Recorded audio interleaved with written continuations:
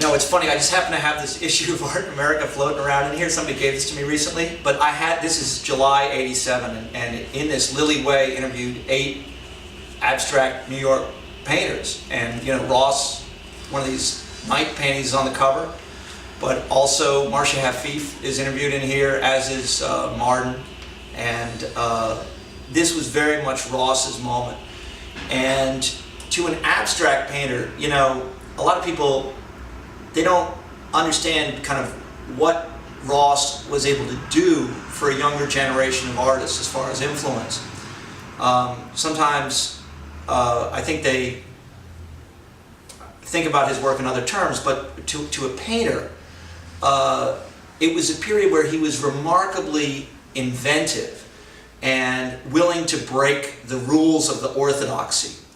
So much of what had kind of come down to artists from the 1970s was this moral imperative of the orthodoxy of minimalism and the painting as object and the painting as anti-illusionistic.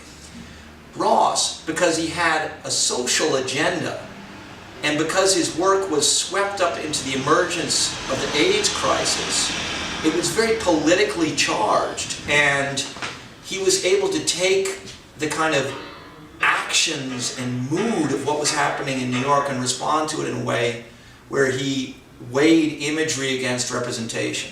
And people know the elegy paintings and they know the night paintings, but for me, what really got me were his stripe paintings, which I just loved so much.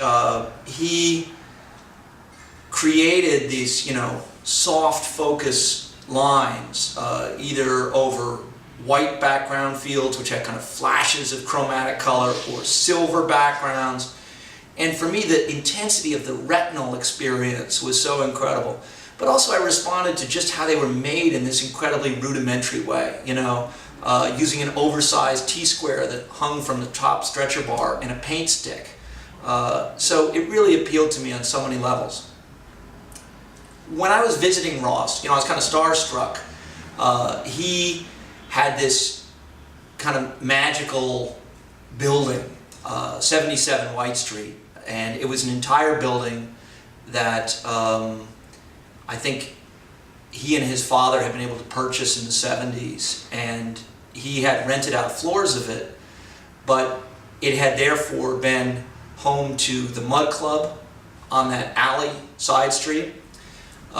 And Julian Schnabel had one of his first studios there, and Ross's live and workspace was on the top floor. And he was somebody who was so he had a kind of neurotic intensity in terms of how he worked. He liked to be surrounded by assistants, and I had met some people who were working with him. I mentioned David Dupuy earlier. David worked with him. Richmond Burton worked with him. Matthew Weinstein worked with him, all of whom became notable artists of my own generation. And Ross always liked that kind of give and take of having a lot of dialogue around him. So even when I went to see him as kind of a shy young man, the first thing he wanted to know was, what was I interested in? What were my paintings like? Who was I? He had a kind of intellectual curiosity and a kind of omnivorous appetite for wanting to know kind of what was out there. But he was also kind of in a moment of his own work where he was kind of channeling forces that were larger than himself. And as I said, it came out of this realization that the AIDS crisis was, affecting the New York art community in this incredible way. Trying to respond in abstract paintings in a term that would address very real and immediate subject matter. Kind of fascinating.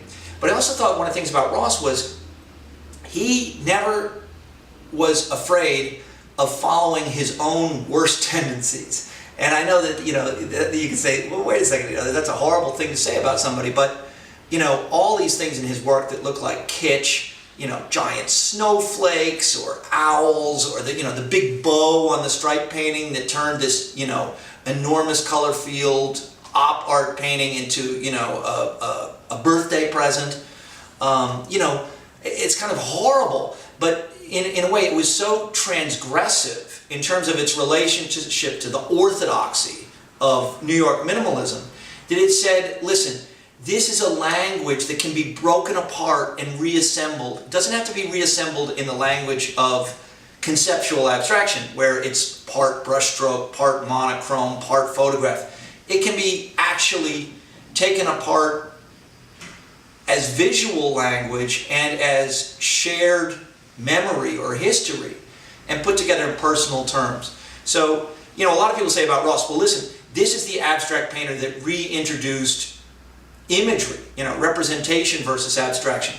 To me, that wasn't such a big deal. To me, it was more the attitude about the language of painting itself and its own history, and how you could look at a historical movement such as op art or color field and do something that was such a far out weird take on it that it completely kind of ruptured the original meaning. Okay, so you know, when we worked on that interview, you know, he worked and reworked that interview over the phone. So again, it was a learning experience for me, where I was able to have this dialogue with him where he essentially rewrote the entire interview. And I also traveled out to East Hampton to visit him one summer, and again saw this kind of, you know, peripatetic energy that he was capable of.